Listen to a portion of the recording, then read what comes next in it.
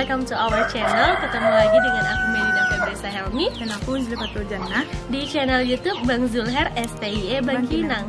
Nah, hari ini kita lagi ada di tempat produksi kayu yang terletak di YLZ, yaitu Ide Kreatif Furniture Interior. Stay tune terus ya.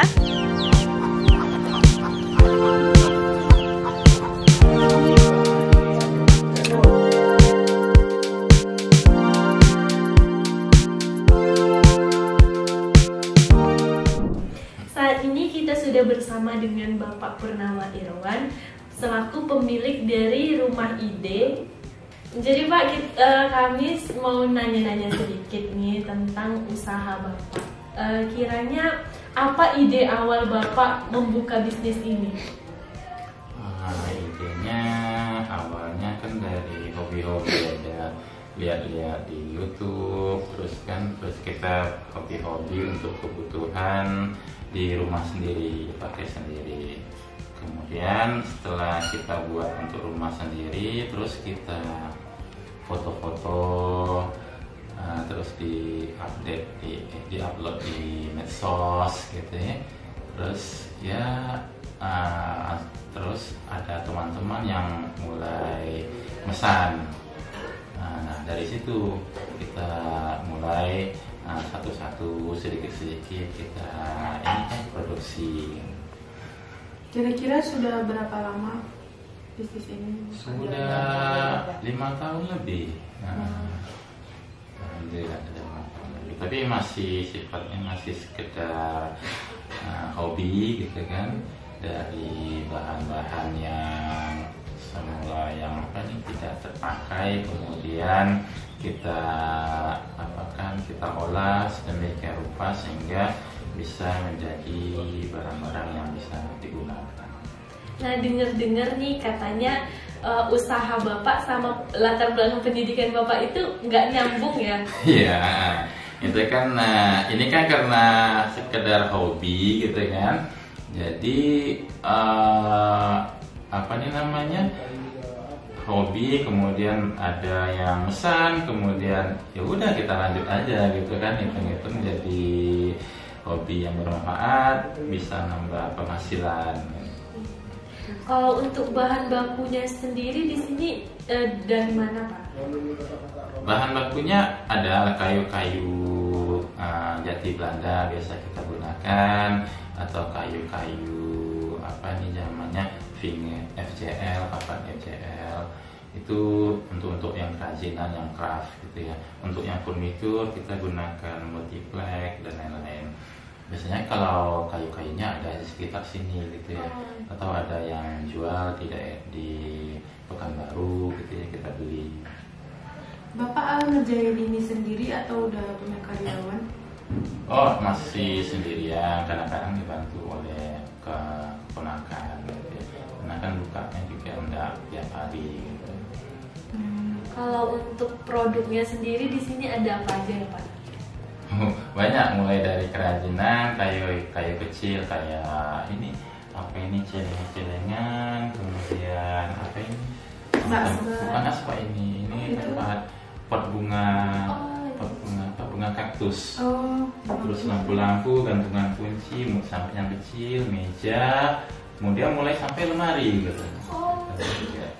Sampai lemari Bapak ya. Kalau untuk lemari sendiri Bapak butuh waktu berapa lama untuk ngerja? Tergantung ukurannya, tapi rata-rata sekitar 2 minggu satu lemari maksimal. Apakah ada perbedaan kayu untuk lemari, bangku, atau misalkan celengan? Beda kualitasnya. Biasanya kalau untuk kayu-kayu kerajinan kecil ini kita gunakan kayu-kayu jati Belanda gitu ya. Terus untuk yang kecil-kecil kayak ini gantungan kunci gitu, kayu-kayu sisa, hasil potongan-potongan yang kecil-kecil yang sisa dari buat yang besar gitu ya. Terus untuk furniture kayak lemari, meja, itu bahannya beda lagi gitu. Ya, itu yang memang kita beli di toko. Kalau untuk omsetnya sendiri itu per bulannya sekitar berapa ya Pak? Tergantung juga gitu dari pesanan gitu ya. kadang mulai dari 4 juta, kalau yang minimal gitu ya ada sampai belasan gitu, tergantung pesanan yang masuk. Kalau kita mengerjakan kerajinan-kerajinan kecil kayak ini ya gitu, omsetnya hanya beberapa juta, tapi nanti kalau sudah masuk lemari gitu kan itu sudah belasan juta. Kalau untuk promosinya sendiri Bapak udah gimana? Promosinya hanya di medsos saja, medsos pribadi gitu kan, di Facebook, Instagram, atau di WA. Jadi kebanyakan orang yang pesan dari media sosial. Iya, pesan dari media sosial gitu. Nah Pak, di kampus kami kan ada 3 jurusan nih, akuntansi, manajemen, sama pasca magister manajemen. Di manajemen sendiri ada jurusan yang disebut manajemen pemasaran. Bapak kan katanya tadi pemasarannya masih di media sosial sendiri. Nah gimana kalau misalkan kami bantu pemasaran di media sosial kami atau seperti bazar-bazar yang ada di kampus? Bisa aja, nanti kan bisa diambil foto-fotonya di sini, terus foto videonya bisa dibantu untuk pemasarannya gitu kan. Jadi boleh kan Pak? Boleh. Kalau dari Bapaknya sendiri, ada nggak niatan mau bikin toko offline gitu? Ada, cuman karena kita masih produksinya masih terbatas gitu kan, dan SDM kita juga masih terbatas, takutnya nanti kita tidak bisa ini ya mensuplai toko itu dengan kontinu, karena kan sekarang juga hanya pemasaran offline secara individu juga kita sudah cukup kewalahan juga memenuhi pesanan konsumen. Untuk penamaan rumah ide itu sendiri, kira-kira apa awal itu Pak? Oh, itu tuh awalnya kan kita itu cuma buat asal-asalan aja ya, seperti kerajinan-kerajinan ini. Terus karena produknya terlalu banyak, ya udahlah kita bikin aja lah rumah ide, karena kan produk kita itu buat rumah, kemudian modelnya macam-macam, ya udahlah rumah ide aja gitu. Cuman i-nya diganti dengan 1 gitu supaya lebih unik gitu.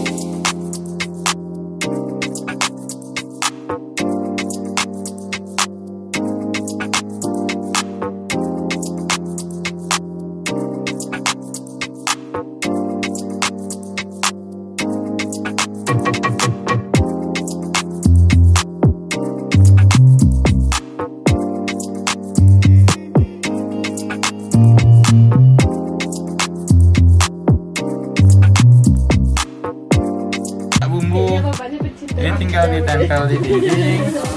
Ini kan, misalnya kasih paku di dinding ukuran ini, terus dicontohin aja gitu.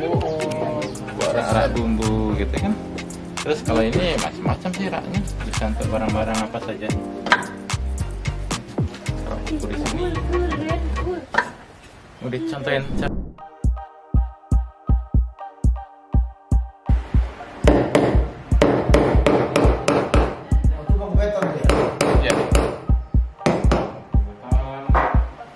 Ya, tinggal dipasang aja.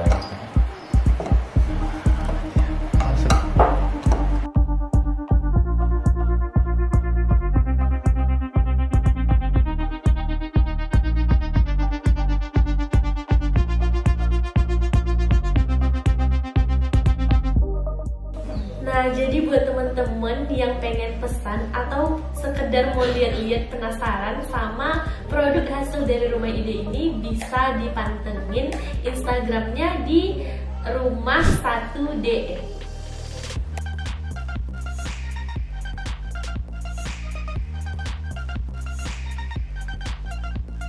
Nah, kami mahasiswa STM Banyuwangi berterima kasih kepada Bapak Irwan yang sudah mengajak kami berkunjung ke workshopnya. Ya, sama-sama. Semoga ini bisa jadi silaturahmi